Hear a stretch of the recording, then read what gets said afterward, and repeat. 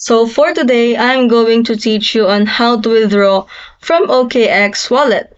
So first, you need to open your OKX application via mobile device or just simply visit their website by accessing your account. Just simply enter your credentials for you to able to access it. After that, you need to click the wallet section which is located at the top. And once you click in, just select a cryptocurrency based on your preference.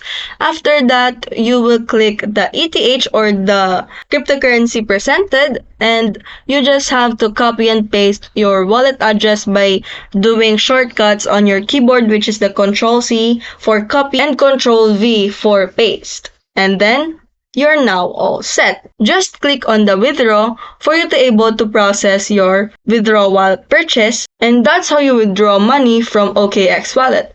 If you found this video helpful, don't forget to smash that like button and subscribe so you never miss a new video. Stay awesome, keep learning, and I'll see you in the next one.